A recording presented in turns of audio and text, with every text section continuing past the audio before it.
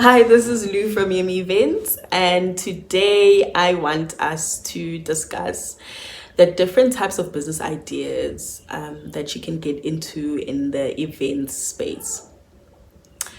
So I'm going to start with one, or I'm just going to cover one for this video because I didn't want to keep the video long. I didn't want to make the video too long and have like an information of overload, and just to keep it one business idea per video, so that if you probably interested in the one, then you can just always go back to that video. And I also want to say that the first thing I want to say before we start is so the information that I'm going to share is based on my observation. It's based on my experience working with other vendors in the industry, and also it's based on the gaps that I've seen.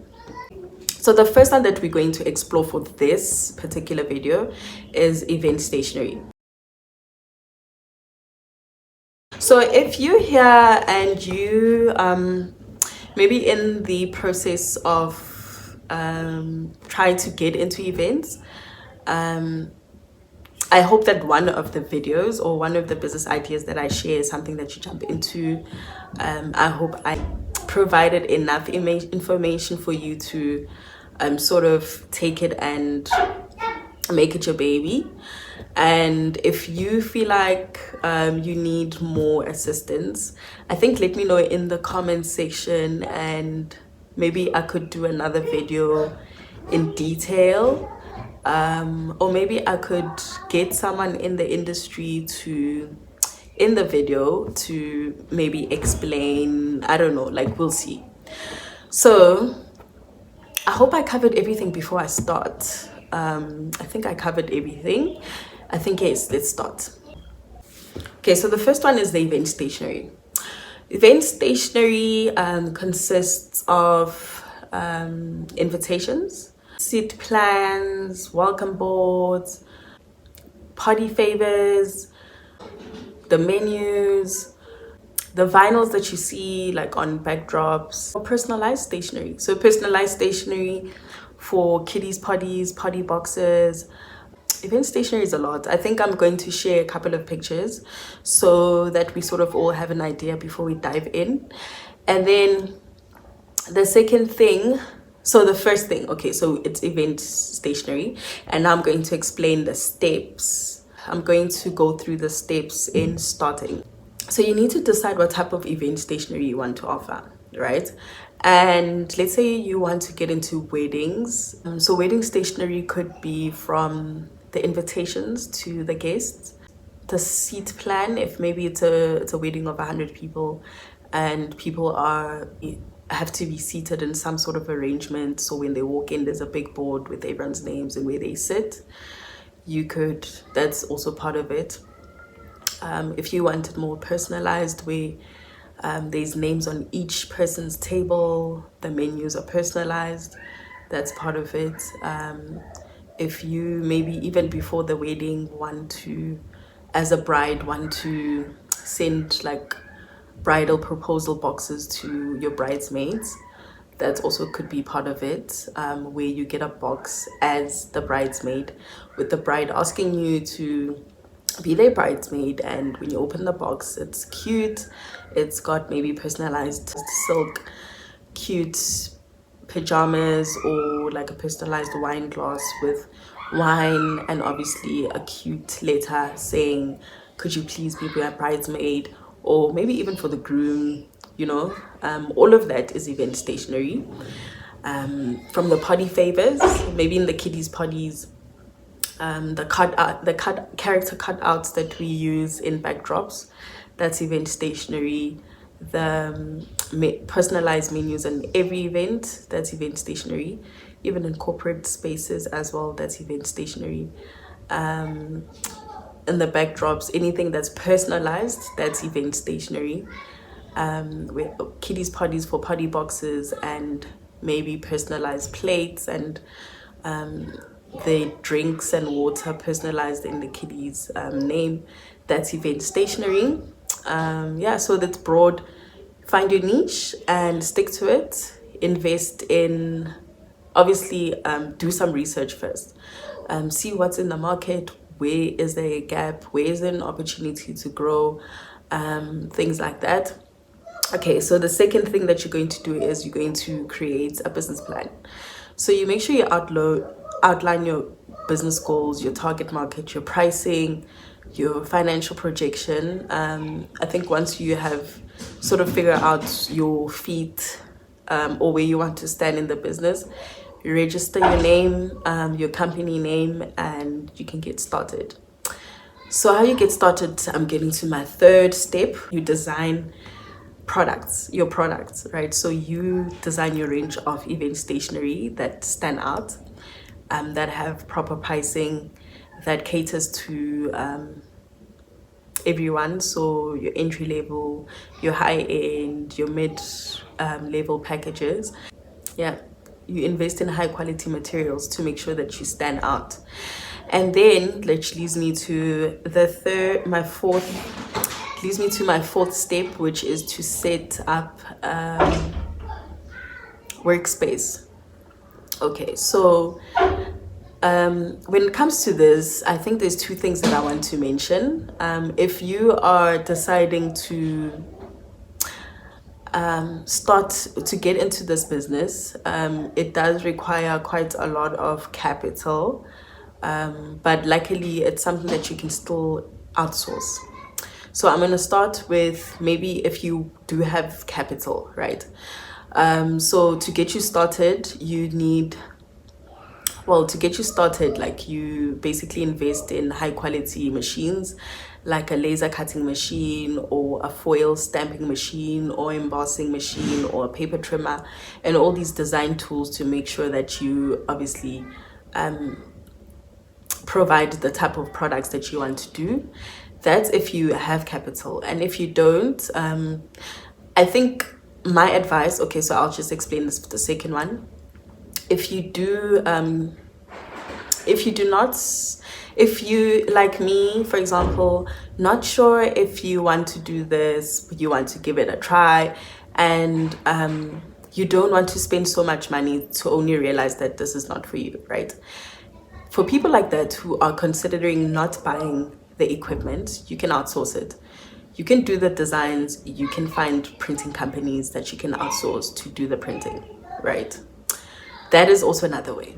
But I think before you make all these purchases, just make sure that you determine the volume of your production that you anticipate. Consider the size of your business. Sorry, I did make points. I just didn't want to miss anything. Also, you consider your budget. Yeah, so that's that on when it comes to the capital and also the workspace. Because if you do decide to get the machines, then you need to also consider to have like a dedicated workspace for your products, for you to work efficiently as well. Yeah, so that's what I have with this step. So the fifth one would be building an online presence. So you would create a website where you showcase your designs and your pricing structure and all the information that you need in that you want your clients to see. You would obviously also engage with your potential clients on social media. Maybe also have like catalogs that you send to your event planners or event stylists, designers, and all of that, like wedding venue places. Just collaborate. Make sure you're always putting yourself out there to be seen. And you obviously will find people that are interested in your services. So I think my advice in this step is also to get like a professional camera, or hire a professional photographer to take pictures, like high quality pictures of your products, that you can obviously put on your website or your catalog, that would stand out, look good, and look obviously professional.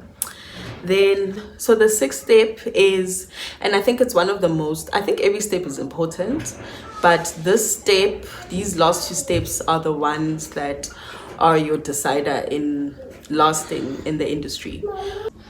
Okay, and then the sixth thing that you're going to do is you're going to provide excellent customer service. So to do this, to build like a loyal client base, you always need to be prompt in responses. You need to be on time.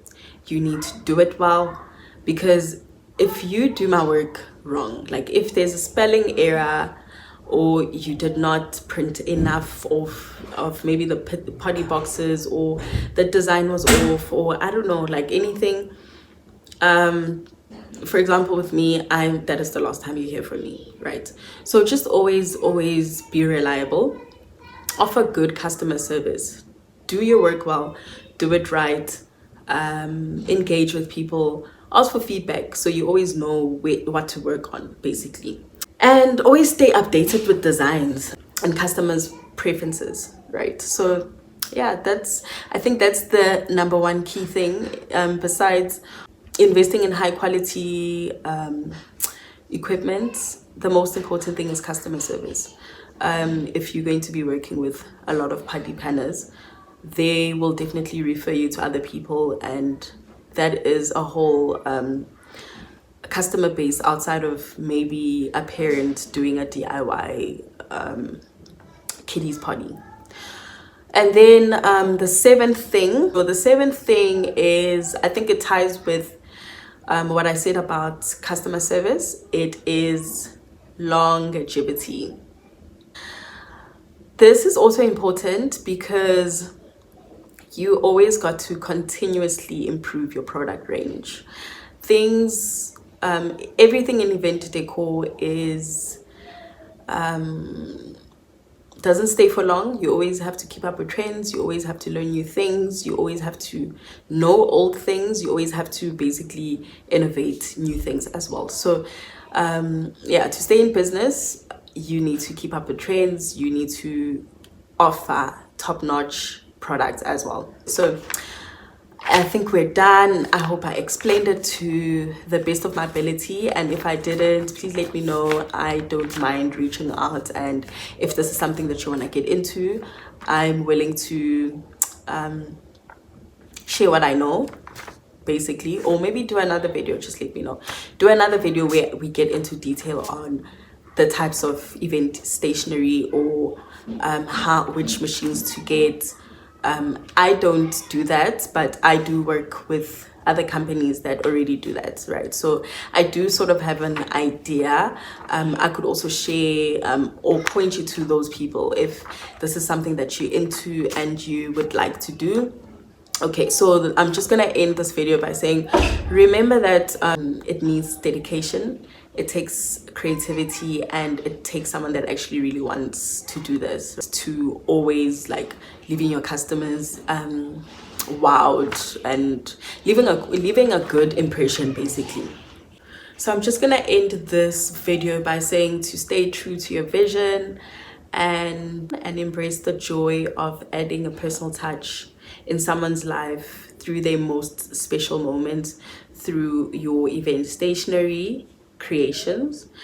Best of luck to your entrepreneurial journey. Bye.